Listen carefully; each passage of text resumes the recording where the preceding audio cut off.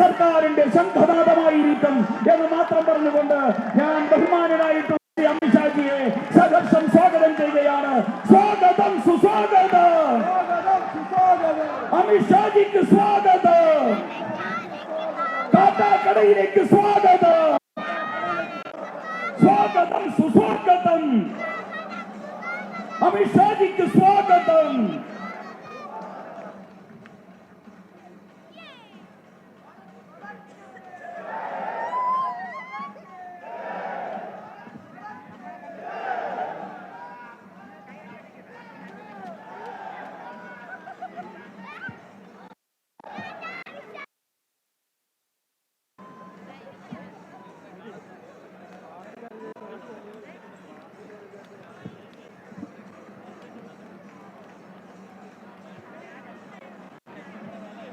Next, for garlanding the Honorable Home Minister, I welcome South District President and South District Secretary onto the stage. ഹാരാർപ്പണത്തിനായി south ജില്ലാ പ്രസിഡന്റും general സെക്രട്ടറിമാരെയും സ്വാഗതം ചെയ്യുന്നു.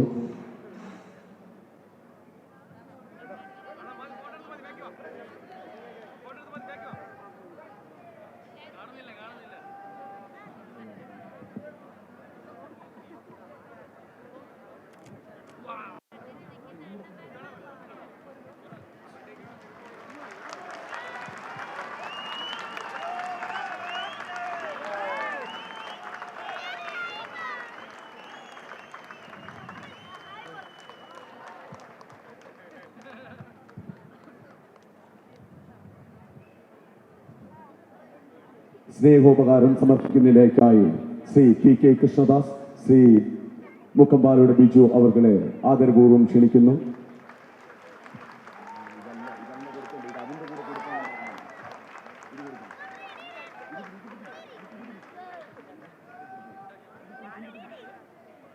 For presenting the memento, I welcome Sri P.K. Krishnadas and Sri Mukkampalamur Biju.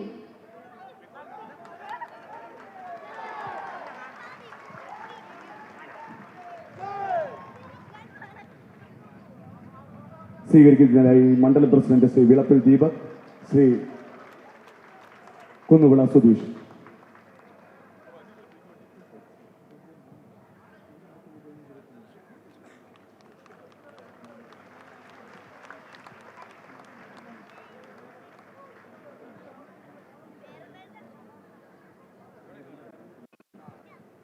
It is a moment of great pride for all of us.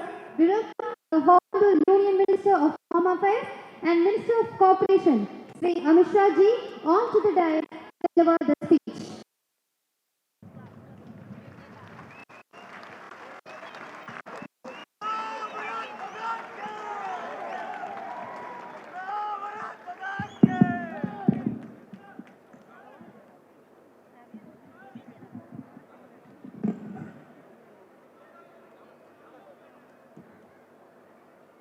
मेरे साथ बोलिए, भारत माता की। मंच पर उपस्थित भारतीय जनता पार्टी के 5 सीटों के प्रत्याशी जिनको जिताने की अपील करने के लिए मैं यहां आया हूं, कटकगढ़ से हमारे प्रत्याशी मेरे मित्र श्री पी.के. कृष्णदास जी। कृष्णदास जी आगे आइए जरा। नयातीन कारा से श्री वेंकट राजशेखरन जी, परसाला से श्री गिरीश नैयर जी, अरुविकरा से श्री विवेक गोपन जी, कोवलम से श्री टी.एन. सुरेश जी। सुरेश जी नहीं आए हैं, सुरेश जी के लिए जोर से ताली बजाओ जरा एकदम। हमारे प्रदेश के महामंत्री बैठिए सभी लोग। एस. सुरेश जी, प्रदेश के उपाध्यक्ष के. सोमन जी, जिला अध्यक्ष यहाँ के श्री बिजू जी, राष्ट्रीय परिषद की सदस्य डॉक्टर प्रेमिला देवी जी, भारतीय जनता पार्टी युवा मोर्चा के प्रदेश अध्यक्ष वी मनु प्रसाद जी, उपाध्यक्ष एनडीए आर चंद्रशेखरन जी, अध्यक्ष भारतीय धर्म जनसेना एन सुरेंद्रन जी, और आज कड़ा की इस सभा में आए हुए प्यारे भाइयों, बहनों, माताओं और मेरे जिगर के टुकड़े जैसे युवा मित्रों, आप सभी को राम राम। नाम मत बोलो, बाकी बोलो। പേര് പറയുന്നില്ല. അദ്ദേഹം അവസാനം പറഞ്ഞത് കാട്ടാക്കടയിലെ എൻ്റെ പ്രിയപ്പെട്ട സുഹൃത്തുക്കളെ, അമ്മമാരെ, പെങ്ങന്മാരെ, എൻ്റെ ഹൃദയത്തിന്റെ ഭാഗമായിട്ടുള്ള യുവതലമുറയായിട്ടുള്ള കാട്ടാക്കട, അവരെ ഞാൻ അഭിവാദ്യങ്ങൾ പറയുകയാണ്. भाइयों बहनों, सबसे पहले कट्टल देवी मंदिर में विराजमान भद्रकाली माता को मैं प्रणाम करता हूं। ആദ്യമായിട്ട് ഞാൻ കട്ടൽ ദേവി ക്ഷേത്രത്തിലെ ഭദ്രകാളി അമ്മയെ ഞാൻ പ്രണാം അർപ്പിക്കുകയാണ്. मैं मेलियूर शिव मंदिर में प्रभु महादेव को प्रणाम करता हूं। ശിവ മന്ദിറിലെ പ്രഭു മഹാദേവനെ ഞാൻ അഭിനന്ദിക്കുകയാണ്. आज मैं आया हूं तब सबसे पहले सभी भाइयों बहनों को मैं कहने आया हूं कि केरलम में इस बार एनडीए सरकार बनने जा रही है। ഞാനിവിടെ വന്ന് ആദ്യം തന്നെ നിങ്ങളുടെ അടുത്ത് പറയാൻ ആഗ്രഹിക്കുകയാണ്, കേരളത്തിൽ ഇനി വരാൻ പോകുന്നത് എൻഡിഎ സർക്കാർ ആയിരിക്കും. केरलम के मीडिया वाले हमारी बात मानते नहीं है, मगर केरलम की जनता को मैं बताना चाहता हूं, 2014 में एनडीए को 11%, 11% वोट मिला। 2019 लोकसभा इलेक्शन में 16% वोट मिला। 2024 लोकसभा इलेक्शन में 20% वोट मिला और इस बार हम सरकार बनाने जा रहे हैं। ഇവിടെ ഞാൻ പറയുന്നത് കേരളത്തിലെ മാധ്യമരംഗങ്ങൾ അവർ അംഗീകരിക്കില്ല, പക്ഷെ കേരളത്തിന്റെ ജനതകൾ അവർക്കറിയാം അത് എന്താ ഞാൻ പറയുന്നതെന്ന്. 2014 നമുക്ക് 11% നമുക്ക് വോട്ട്. 2019 ലോക്സഭ ഇലക്ഷനിൽ അത് 16%. 2024 ലോക്സഭയിൽ നമുക്ക് 20%. ഇനി വരാൻ പോകുന്നത് എൻഡിഎ സർക്കാർ ആയിരിക്കും. भाइयों बहनों, केरलम ने दोनों ग्रुपों को देखा है। केरलम की जनता ने कभी एलडीएफ को निकालकर यूडीएफ को लाया और कभी यूडीएफ को निकालकर एलडीएफ को लाया। LDF, UDF, UDF, LDF, LDF, UDF, Keralam का भला किसी ने नहीं किया. കേരളം ഇവിടെ രണ്ട് ഗ്രൂപ്പുകൾ നമ്മൾ വ്യക്തമായി കണ്ടിട്ടുണ്ട്. എൽഡിഎഫിനെ മാറ്റി യുഡിഎഫ് വരും, യുഡിഎഫിനെ മാറ്റി എൽഡിഎഫ് വരും, എൽഡിഎഫ് യുഡിഎഫ്, എൽഡിഎഫ് യുഡിഎഫ്, ഈ ഒരു പ്രക്രിയ മാത്രമേ നമ്മൾ കണ്ടിട്ടുണ്ട്. ഇവരാരും കേരളത്തിന് വേണ്ടി ഒന്നും ചെയ്തിട്ടില്ല. जो भी आया उसने करप्ट शासन दिया, करप्शन के घोटालों का एक बहुत बड़ा सूची बना दिया. ആര് വന്നാലും ഇവിടെ ആര് വന്നാലും അഴിമതിയുടെ വലിയ ഒരു പട്ടിക തന്നെ അവർ സൃഷ്ടിച്ചിട്ടുണ്ട്. भाइयों बहनों, एलडीएफ ने 343 करोड़ का कोऑपरेटिव बैंक घोटाला किया, एआई घोटाला किया, लाइफ मिशन घोटाला किया, के फोन परियोजना का घोटाला किया, पीपीई किट में खरीदने का घोटाला किया और मंदिर के सोने का भी चोरी करने का घोटाला ये एलडीएफ की सरकार ने. എൽഡിഎഫ് സർക്കാർ 343 കോടി രൂപയുടെ കോഓപ്പറേറ്റീവ് സൊസൈറ്റി അഴിമതി നടത്തി, എഐ ക്യാമറയുടെ അഴിമതി നടത്തി, ലൈഫ് മിഷന്റെ അഴിമതി നടത്തി, കെ ഫോണിന്റെ അഴിമതി, പി കിറ്റ് വാങ്ങിക്കാനുള്ള അഴിമതി നടത്തി. എന്തിന് പറയുന്നു കൂടുതൽ, അമ്പലത്തിലെ സ്വർണം പോലും അവർ കട്ട് അവിടെയും വൻ അഴിമതി നടത്തി. और यूडीएफ आती है तो सोलार घोटाला होता है, बार रिश्वत कांड होता है, पलारी वट्टम घोटाला होता है और दोनों एक दूसरे को कभी अरेस्ट नहीं करते हैं। UDF-ന്റെ കാര്യത്തിൽ നമ്മൾ നോക്കുകയാണെങ്കിൽ ഇവിടെ സോളാർ അഴിമതി നടന്നു, ബാർകോഴ നമുക്കറിയാം അഴിമതി നടന്നു, പാലാരി വട്ടത്തിന്റെ അഴിമതി നടന്നു. UDF-ഉം LDF-ഉം ഇവരെ ഒരു വ്യക്തമാണ്, അവർ അങ്ങോട്ടും ഇങ്ങോട്ടുമുള്ള അഡ്ജസ്റ്റ്മെന്റിൽ ആരെയും അവർ അങ്ങോട്ടും ഇങ്ങോട്ടും അറസ്റ്റോ മറ്റു കാര്യങ്ങളൊന്നും ചെയ്യാറില്ല. मैं केरलम की जनता को विश्वास देकर जाता हूं, एनडीए की सरकार बना दीजिए, मंदिर के सोने के सच्चे आरोपी को 2 माह में जेल की सलाखों के पीछे हम डाल देंगे. കേരളത്തിലെ ജനതയോട് എനിക്ക് പറയാനുള്ളത്, NDA സർക്കാർ വന്നാൽ 2 മാസത്തിനുള്ളിൽ അമ്പലത്തിൽ കള്ളം നടത്തിയവരെ ഞങ്ങൾ ജയിലിലിടും എന്നാണ് എനിക്ക് പറയാനുള്ളത്. मित्रों, मोदी जी की कल्पना है गवर्नेंस विदाउट करप्शन. बोलिए, आप आगे बोलते जाइए, एक एक बात बोलिए. मोदी जी की कल्पना है गवर्नेंस विदाउट करप्शन. മോദിജിയുടെ ആഗ്രഹമാണ് സർക്കാർ അഴിമതിരഹിത സർക്കാർ. Delivery without discrimination. ഏതെങ്കിലും രീതിയിലുള്ള വ്യത്യാസം കാണാത്ത കാര്യങ്ങൾ അവരെ വ്യത്യാസമില്ലാത്ത രീതിയിൽ ആളുകൾക്ക് എത്തിക്കുക.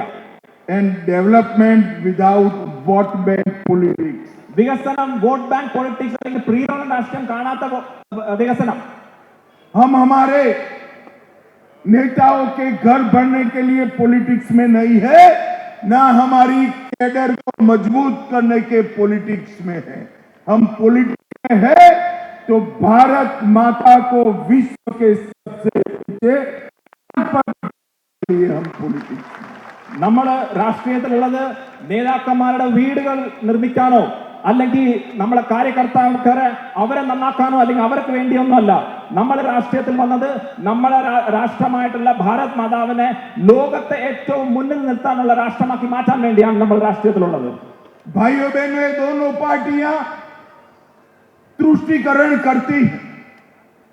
जब प्रधानमंत्री नरेंद्र मोदी जी के नेतृत्व में दिल्ली की सरकार ने PFI पर बैन लगाया, दोनों पार्टियां इसका विरोध कर रही थी. 2 പാർട്ടീസും പ്രീണന രാഷ്ട്രത്തിന്റെ മുഖമുദ്രയാണ്. പ്രൈം മിനിസ്റ്റർ മോദി ഡൽഹിയിൽ വെച്ചിട്ട് PFI-നെ ബാൻ ചെയ്തപ്പോൾ ഇവർ 2 പേരും അതിനെ എതിർത്തു. मुझे बताओ, PFI पर बैन लगाना चाहिए या नहीं लगाना चाहिए? എന്നോട് പറയൂ, PFI-നെ നമ്മൾ ബാൻ ചെയ്യണോ വേണ്ടയോ? जरा जोर से बोलो, PFI पर बैन लगाना चाहिए या नहीं लगाना चाहिए? ഉച്ച സ്വരത്തിൽ പറയൂ, PFI ബാൻ വേണോ വേണ്ടയോ? ये लोग इसका विरोध करें. ഇവര് कोई जमात इस्लामी के साथ निकला है, कोई SDPI के साथ निकला है. इनके शासन में केरलम सुरक्षित नहीं रह सकता. ഇവര് ചിലവര് ജമാഅത്തെ ഇസ്ലാമിയുടെ കൂടാണ്, ചിലവര് SDPI-യുടെ കൂടാണ്. ഈ ഭരണത്തിൽ കേരളം ഒട്ടും സുരക്ഷിതരല്ല. भाइयों बहनों, जब हम वक़्फ़ अमेंडमेंट बिल लेकर आए, ये दोनों ने विरोध किया. നമ്മൾ വഖഫ് ഭേദഗതി കൊണ്ടുവന്നപ്പോൾ ഈ 2 പാർട്ടിയും അതിനെ എതിർത്തു. और जब एर्नाकुलम में 600 क्रिश्चियन और हिंदू परिवारों की भूमि, 400 एकड़ भूमि वक़्फ़ ने ले ली, ये दोनों के मुंह पे ताले लग गए. എറണാകുളത്ത് മുനമ്പത്തില് 600 ക്രിസ്ത്യനും ഹിന്ദുക്കളായിട്ടുള്ള കുടുംബങ്ങൾ 400ഓളം ഏക്കർ വരുന്ന ഭൂമി അവരെ കയ്യിൽ നിന്ന് പോകും എന്നുള്ള രീതിയിലേക്ക് വന്നപ്പോൾ ഈ 2 പേരും അവർ ഒരക്ഷരം മിണ്ടിയില്ല. ये दोनों तुष्टीकरण के अंदर विश्व में नंबर 1. പ്രീണന രാഷ്ട്രീയത്തിൽ ഇവർ 2 പേരും ലോകത്തെ തന്നെ നമ്പർ 1 ആണ്. हमारी पार्टी का सिद्धांत है appeasement to none, justice to all. നമ്മുടെ പാർട്ടിയുടെ സിദ്ധാന്തമാണ് പ്രീണന രാഷ്ട്രീയം ആർക്കുമില്ല, എല്ലാവർക്കും നീതി. और भाइयों बहनों, मुझे तो आश्चर्य हो रहा है, ये केरलम में एक दूसरे के खिलाफ लड़ रहे हैं और देश भर में कांग्रेस और कम्युनिस्ट पार्टी इलू इलू करती है. എനിക്ക് വളരെ അതിശയമാണ് തോന്നുന്നത്, ഭാരതത്തിന്റെ മറ്റെല്ലാ സ്ഥലത്തും അവര് ഒരു ഒറ്റക്കെട്ടാണ്. പക്ഷെ കേരളത്തിൽ വരുമ്പോൾ അവര് അങ്ങോട്ടും ഇങ്ങോട്ടും അക്രമം കാണിക്കുന്നു. രാജ്യത്തിന്റെ മറ്റെല്ലാ സ്ഥലത്തും അവർ ഈലു ഈലു ഐ ലവ് യു എന്ന് പറഞ്ഞാണ് നടക്കുന്നത്. भाइयों बहनों, ये दोनों एक है, उसका सबूत है सबरीमाला के सोने की चोरी. ഇവർ രണ്ടുപേരും ഒന്നാണ് എന്നതിന്റെ ഉദാഹരണമാണ് ശബരിമലയിലെ സ്വർണ്ണക്കള്ളക്കടത്ത്. लैब के समय में लूटा गया और कांग्रेस के लोगों ने इसको बेचने का काम किया. ഇടതുപക്ഷ സമയത്ത് ഈ കള്ളത്തരം ചെയ്തു, കോൺഗ്രസ് അത് വിൽക്കാൻ അവരെ സഹായിച്ചു. मैं आज दोनों को कहकर जाता हूं, आपका समय हुआ है समाप्त. एनडीए की सरकार आएगी, चोरने वाले भी जेल में जाएंगे और बेचने वाले भी जेल में जाएंगे. എനിക്ക് നിങ്ങളുടെ പറയാനുള്ളത്, നിങ്ങളുടെ സമയം കഴിഞ്ഞിരിക്കുന്നു. ഈ സ്വർണം മോഷ്ടിച്ചവരും ജയിലിൽ പോവും, അത് വിൽക്കാൻ സാധിച്ചവരും ജയിലിൽ പോവും. भाइयों बहनों, मोदी जी ने केरला के इंफ्रास्ट्रक्चर के डेवलपमेंट के लिए ढेर सारे काम किए. മോദിജി സർക്കാർ കേരളത്തിന്റെ ഇൻഫ്രാസ്ട്രക്ചർ ഡെവലപ്മെന്റ് വേണ്ടി ധാരാളം പദ്ധതികൾ ഇവിടെ കൊണ്ടുവന്നിട്ടുണ്ട്. केरल के रेलवे बजट में कांग्रेस के समय से 10 गुना वृद्धि हुई. കേരളത്തില് നമ്മുടെ റെയിൽവേസിന്റെ കാര്യം പറയുകയാണെങ്കിൽ UPA സർക്കാർ കോൺഗ്രസ് സർക്കാരിനെ കാട്ടി 10 ഇരട്ടി കൂടുതലാണ് മോദി സർക്കാർ തന്നിട്ടുള്ളത്. मोदी जी ने केरल को वंदे भारत ट्रेन दी थी 23 में. 2023 में आज 6 वंदे भारत ट्रेनें चल रही है. പ്രൈം മിനിസ്റ്റർ മോദിജി വന്ദേ ഭാരത് 2023 നമുക്ക് കിട്ടി. ഇന്ന് നമ്മുടെ കേരളത്തിൽ 6 വന്ദേ ഭാരത് ട്രെയിനുകളാണ് ഓടുന്നത്. भारतमाला परियोजना में 57,160 करोड़ का हाईवे नेटवर्क बनाया गया. ഭാരത് മാല പദ്ധതിയുടെ അടിസ്ഥാനത്തിൽ 57,160 കോടി രൂപയുടെ റോഡുകളാണ് അത്രയും വില മടപ്പുള്ള റോഡുകളാണ് കൺസ്ട്രക്ട് ചെയ്തിട്ടുള്ളത്. केरल में 100% रेलवे लाइन का इलेक्ट्रिफिकेशन हो चुका है. കേരളത്തിൽ 100% റെയിൽവേസിന്റെ വൈദ്യുതീകരണം കംപ്ലീറ്റ് ചെയ്തിരിക്കുകയാണ്. देश का पहला वाटर मेट्रो केरल के कोच्चि में बन रहा है. രാജ്യത്ത് തന്നെ ഏറ്റവും ആദ്യത്തെ വാട്ടർ മെട്രോ കൊച്ചിയിൽ നിർമ്മിച്ചുകൊണ്ടിരിക്കുകയാണ്. देश का पहला dedicated container transshipment port Kerala में बन चुका है.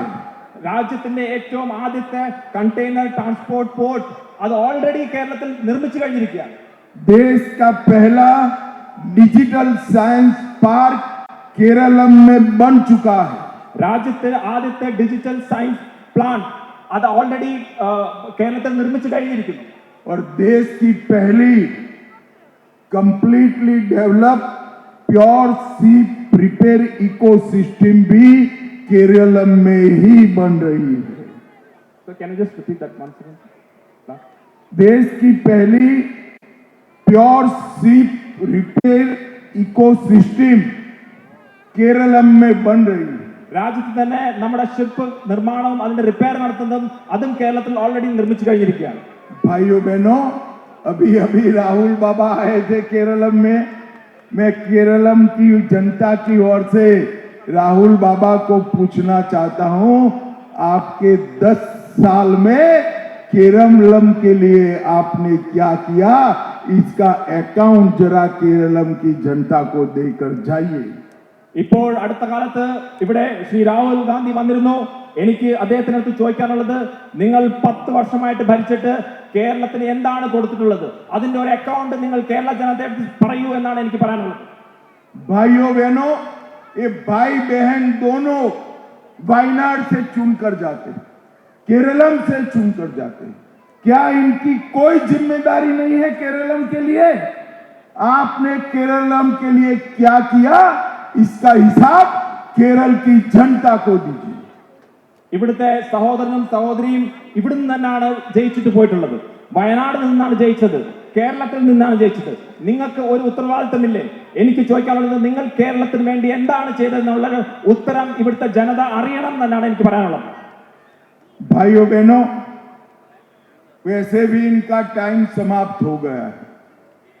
അത് മാത്രമല്ല ഇവരുടെ സമയം കഴിഞ്ഞിരിക്കുന്നതാണ് എനിക്ക് പറയാനുള്ളത്. पूरे देश में कांग्रेस पार्टी समाप्त हो चुकी है രാജ്യത്ത് മൊത്തവും കോൺഗ്രസ് കഴിഞ്ഞിരിക്കുകയാണ്. और पूरी दुनिया में कम्युनिस्ट पार्टी समाप्त हो चुकी है। ലോകത്ത് മൊത്തം തന്നെ കമ്മ്യൂണിസം തീർന്നിരിക്കുകയാണ്. अब समय है नरेंद्र मोदी जी की लीडरशिप में एनडीए की सरकार बनाने का। ഇനി വരുന്ന സമയത്ത് നരേന്ദ്രമോദിജിയുടെ നേതൃത്വത്തിൽ എൻഡിഎ സർക്കാർ വരാനുള്ള സമയമാണ്. केरलम की जनता का मैं धन्यवाद देना चाहता हूं। കേരളത്തിന്റെ ജനതയോട് എനിക്ക് നന്ദിയാണ് പറയാനുള്ളത്. ऐसा मानते थे कि केरलम में कमल खिल ही नहीं सकता। അപ്പോ അവർക്ക് തോന്നുന്നുണ്ട് കേരളത്തിൽ താമര വിരിയില്ല എന്ന്. 2016 में 2016 में फर्स्ट टाइम कमल का एमएलए आया। 2016 ആദ്യമായിട്ട് താമരയുടെ ഒരു എംഎൽഎ ഉണ്ടായി നമുക്ക്. 24 में फर्स्ट टाइम कमल का एमपी आया। 2024 ആദ്യമായിട്ട് നമുക്ക് താമരയുടെ ഒരു എംപി ഉണ്ടായി. 25 में तिरुवनंतपुरम में पहली बार कमल का मेयर भी आया। 2025 തിരുവനന്തപുരത്ത് ആദ്യമായിട്ട് നമ്മുടെ താമരയുടെ ഒരു മേയറും നമുക്ക് കിട്ടി. और समय है केरलम में एनडीए का सीएम लाने का समय है। ഇനിയുള്ള സമയം എൻഡിഎയുടെ അണ്ടറിൽ കേരളത്തില് ഒരു മുഖ്യമന്ത്രിയെ കൊണ്ടുവരാനുള്ളതാണ്. भाइयों बहनों, मैं केरल के युवाओं को कहने आया हूं, कब तक मनी ऑर्डर मॉडल पर, रेमिटेंस मॉडल पर चलते रहेंगे? എനിക്ക് ഇവിടുത്തെ യുവാക്കളടുത്ത് ചോദിക്കാനുള്ളത്, നിങ്ങൾ എത്ര നാൾ വരെയാണ് ഈ മണി ഓർഡറിൽ നിന്ന് കിട്ടുന്ന രീതിയിലുള്ള ഒരു മുന്നോട്ട് പോവുക?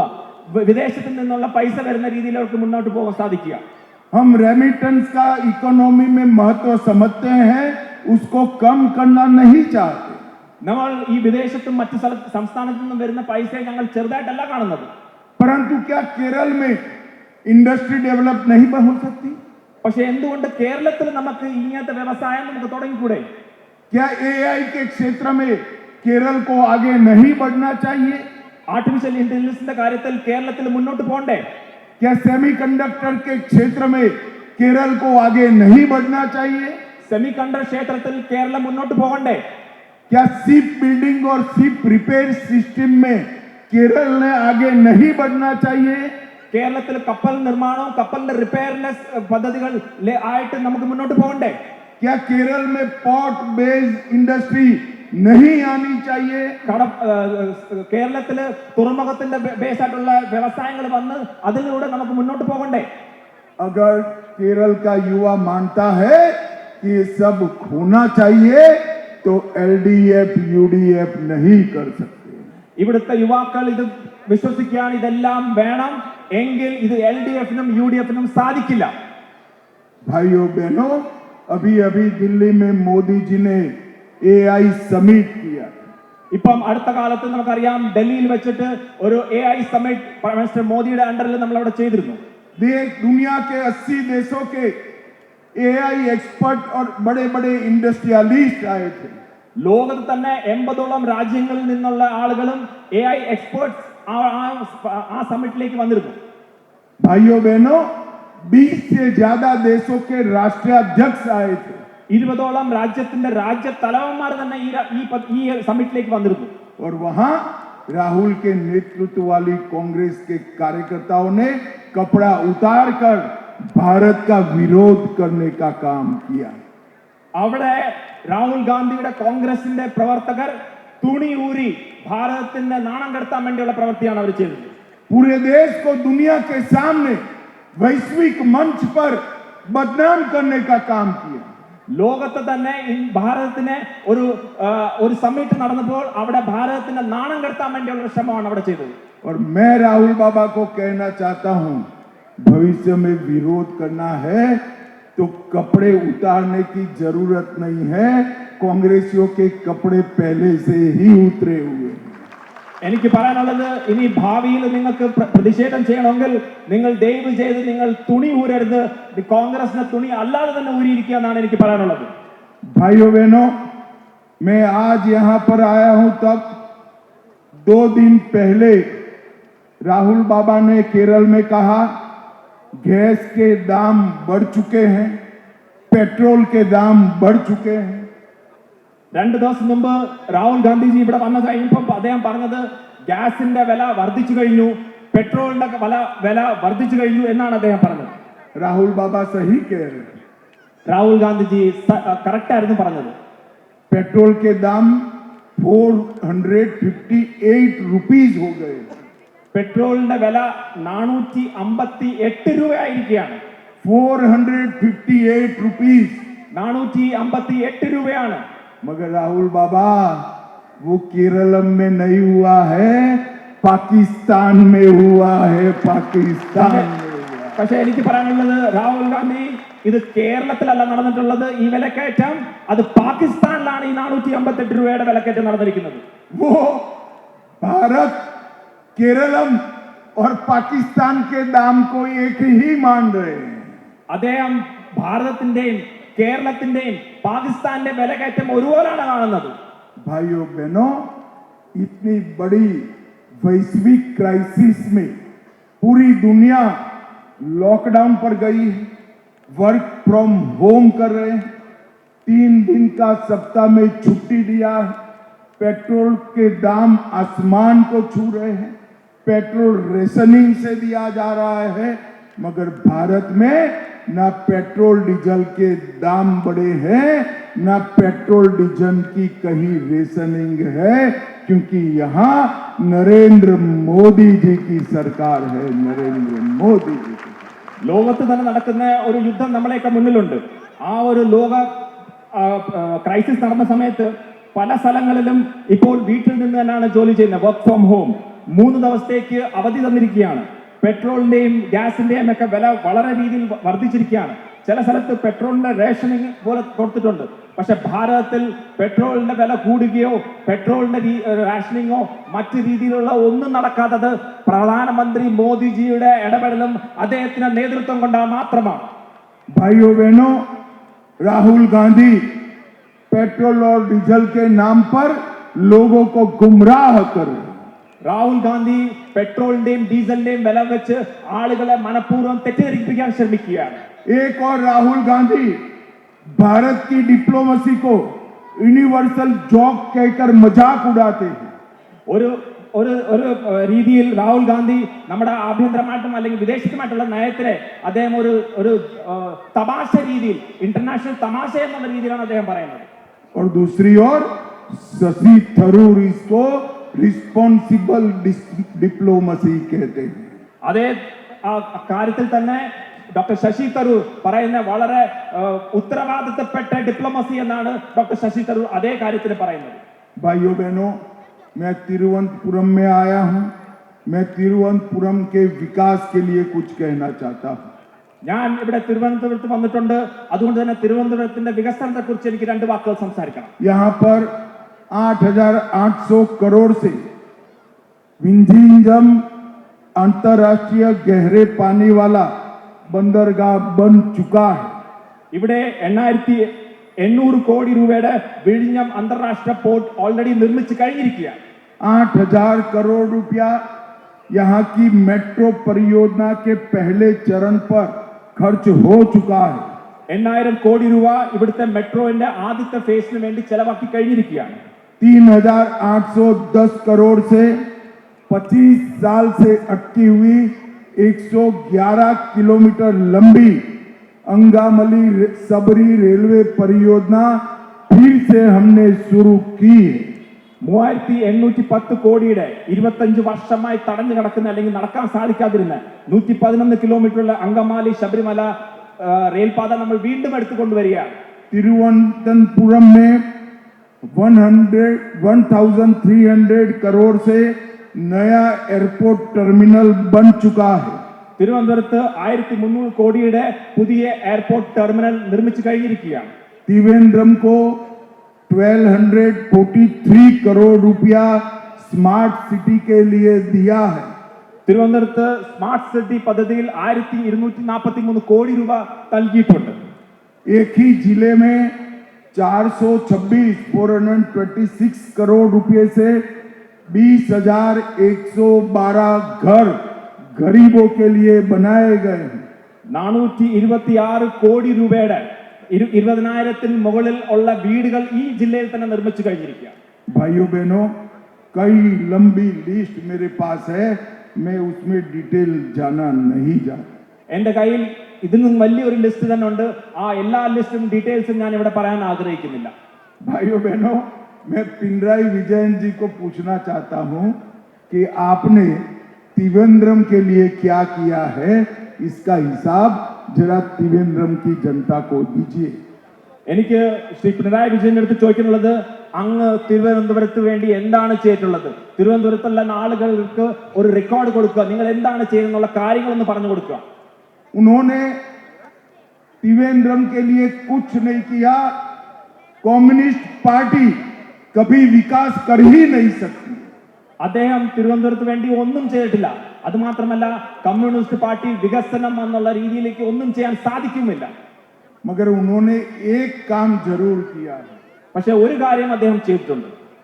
नेम चेंज नाम का एक स्टार्टअप बनाया है। പേര് മാറ്റൽ എന്നുള്ള ഒരു പുതിയ സ്റ്റാർട്ടപ്പ് അദ്ദേഹം തുടങ്ങിയിട്ടുണ്ട്.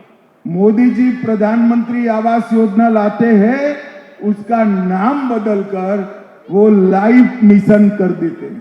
പ്രധാനമന്ത്രി മോദിജി PM ആവാസ് യോജന എന്നുള്ള പദ്ധതി കൊണ്ടുവരും, അതിന്റെ പേര് അടിച്ചു മാറ്റി ലൈഫ് മിഷൻ എന്ന് മാറ്റി. मोदी जी गरीबों को 5 किलो चावल मुफ्त देते हैं, वो उसका ऊपर अपना LDF का ठेला लगाने का काम करते हैं। മോദിജി എല്ലാ പാവപ്പെട്ടവർക്ക് വേണ്ടി 5 കിലോ അരി കൊടുക്കും. പിണറായി വിജയൻ അതിനെ ഒരു കിറ്റിലാക്കി അവരുടെ സ്റ്റിക്കർ ഒട്ടിച്ചത് കൊടുക്കും.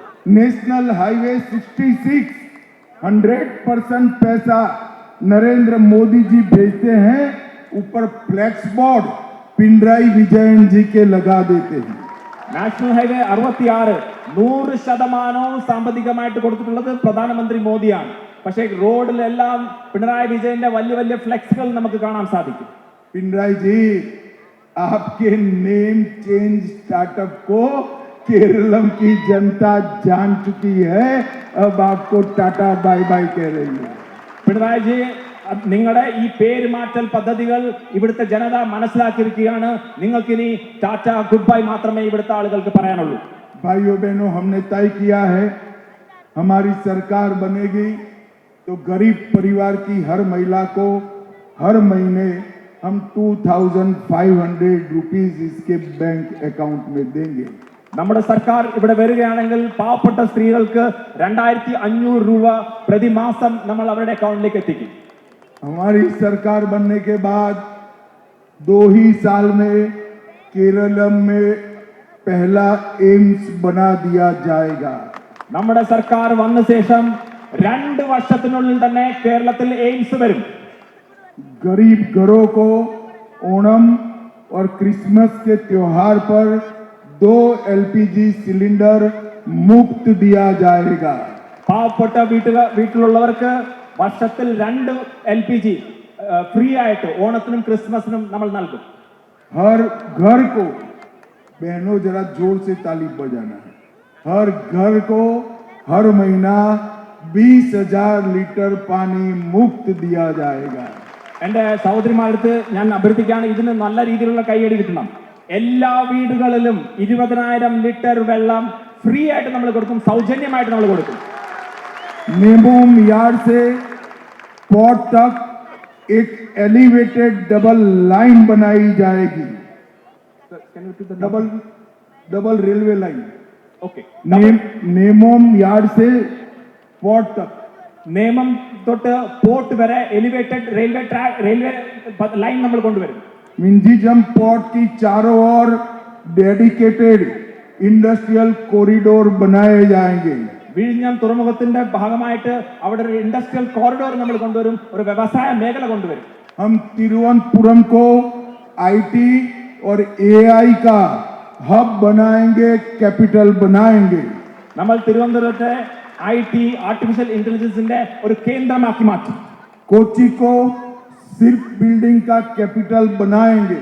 കൊച്ചിയെ നമ്മൾ കടൽ ഷിപ്പിന്റെ ബിൽഡിങ്ങും കപ്പൽ നിർമ്മിതശാലയായിട്ട് നമ്മൾ അതിന്റെ കേന്ദ്രമാക്കി മാറ്റും.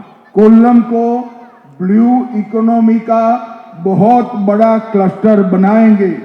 കൊല്ലത്ത് നമ്മൾ ബ്ലൂ എക്കോണമി, അതായത് കടൽ മാർഗത്തിലുള്ള സാമ്പത്തികമായിട്ടുള്ള വലിയൊരു ക്ലസ്റ്റർ ആക്കി ഇത് മാറ്റും. कोझिकोड को हेल्थ केयर और मेडिकल रिसर्च का सेंटर बनाएंगे. കോഴിക്കോടിനെ നമ്മൾ ആരോഗ്യ മേഖലയിൽ വലിയൊരു റിസർച്ച് സെന്ററും ഹബ് ആക്കി മാറ്റും. त्रिशूर को केरलम के कल्चर टूरिज्म का कैपिटल बनाएंगे. തൃശ്ശൂരിനെ നമ്മൾ കേരളത്തിന്റെ സാംസ്കാരിക ടൂറിസം കേന്ദ്രത്തിന്റെ ഹബ് ആക്കി മാറ്റും. और कन्नूर को डिफेंस इनोवेशन का और डिफेंस प्रोडक्शन का हब बनाएंगे. നമ്മൾ കണ്ണൂരിനെ നമ്മുടെ ഡിഫൻസ് റിലേറ്റഡ് ആയിട്ടുള്ള ഇന്നോവേഷൻസിന്റെ ഒരു ഹബ് ആക്കി മാറ്റും. और अंतिम बात फिर से कहना चाहता हूं कि 60 ही दिन में सबरीमाला के सोने के चोर और उनके बेचने वाले दोनों को जेल के हवाले कर देंगे. അവസാനമായിട്ട് എനിക്ക് പറയാനുള്ളത് 60 ദിവസത്തിനുള്ളിൽ ശബരിമലയിൽ കള്ളത്തരം കാണിച്ചിട്ടുള്ളവരെ ജയിലിൽ വിടും എന്നുള്ളത് ഞങ്ങൾ വാഗ്ദാനം തരികയാണ്. भाइयों बहनों, यूडीएफ एलडीएफ करप्शन समाप्त नहीं कर सकते. സുഹൃത്തുക്കളെ, എനിക്ക് പറയാനുള്ളത് UDF-ഉം LDF-ഉം ഇവിടെ അഴിമതി നിർത്താൻ അവർക്ക് സാധിക്കില്ല. यूडीएफ और एलडीएफ विकसित केरलम नहीं बना सकते. LDF-ഉം UDF-ഉം ഒരു വികസിത കേരളം സൃഷ്ടിക്കാൻ സാധിക്കില്ല. और यूडीएफ और एलडीएफ सुरक्षित केरलम भी नहीं बना सकते. LDF-ഉം UDF-ഉം ഒരു സുരക്ഷിത കേരളവും സൃഷ്ടിക്കാൻ സാധിക്കില്ല. विकसित केरलम, सुरक्षित केरलम और आधुनिक केरलम केवल और केवल नरेंद्र मोदी जी के नेतृत्व में एनडीए बना सकता है. ഒരു വികസിത കേരളം, ഒരു ആധുനിക കേരളം, ഒരു സുരക്ഷിത കേരളം, അത് പ്രൈം മിനിസ്റ്റർ നരേന്ദ്രമോദിയുടെ നേതൃത്വത്തിൽ മാത്രമേ കേരളത്തിൽ നമുക്ക് സൃഷ്ടിക്കാൻ സാധിക്കൂ. क्या आप सभी प्रत्याशी आगे आइए जरा, कैंडिडेट कम फॉरवर्ड. क्या आप हमारे चारों प्रत्याशियों को प्रचंड बहुमत से जिताएंगे क्या? നിങ്ങൾ ഈ നിൽക്കുന്ന നമ്മുടെ സ്ഥാനാർത്ഥികളെ വൻ ഭൂരിപക്ഷത്തോടെ വിജയിപ്പിക്കില്ലേ? जरा जोर से बोलो, जिताएंगे. ഉറക്കെ പറയൂ. मोदी जी का हाथ मजबूत बनाएंगे. മോദിജിയുടെ കരങ്ങളെ നമ്മൾ ഇനിയും ശക്തരാക്കില്ലേ? एनडीए की सरकार बनाएंगे. എൻഡിഎയുടെ സർക്കാർ നമ്മൾ ഇവിടെ കൊണ്ടുവരില്ലേ? तो मेरे साथ दोनों हाथ उठाइए जरा. രണ്ട് കൈകളും ഉയർത്തി विजय के संकल्प की मुट्ठी बींचिए വിജയ സങ്കല്പമായിട്ട് രണ്ട് കൈ മുഷ്ടി പിടിച്ച് ചുരുക്കി പിടിച്ച് और प्रचंड आवाज से बोलिए, भारत माता की वंदे മാതരം, वंदे മാതരം, वंदे. മാതരം. आप सभी का बहुत बहुत धन्यवाद. Thank you sir. Bharatiya Janata പാർട്ടിയുടെ സമന്വിതനായ നേതാവും സർവോപരി കാട്ടാക്കടയുടെ സ്വന്തക്കാരനുമായ നമ്മുടെ സ്വന്തം ദാസേട്ടൻ, ആദരണീയനായ പ്രധാനമന്ത്രി നരേന്ദ്രമോദിയുടെ സഹോദര തുല്യനായ നമ്മുടെ എല്ലാവരുടെയും പ്രിയങ്കരായ കാട്ടാക്കട നിയോജക മണ്ഡലം NDA സ്ഥാനാർത്ഥി ശ്രീ PK കൃഷ്ണദാസ് അവരുടെ ആദരപൂർവ്വം സംസാരിക്കുന്നതിലേക്ക് ക്ഷണിക്കുന്നു. HIV അണുബാധ സന്തോഷപൂർണമായ ഒരു ജീവിതത്തിന് തടസ്സമല്ല. HIV അണുബാധയ്ക്ക് ഫലപ്രദമായ ചികിത്സ ഇന്ന് ലഭ്യമാണ്. ഇതിന് യഥാസമയം അണുബാധ കണ്ടെത്തുന്നതും കാലേക്കൂട്ടി ചികിത്സ നടത്തേണ്ടതും അത്യാവശ്യമാണ്. സൗജന്യമായ ചികിത്സയും മാർഗനിർദ്ദേശങ്ങളും സർക്കാർ ആശുപത്രികളിലെ ART അഥവാ ഉഷസ് കേന്ദ്രങ്ങളിൽ ലഭ്യമാണ്. ആരോഗ്യ സംരക്ഷണം ഓരോരുത്തരുടെയും ഉത്തരവാദിത്തമാണ്.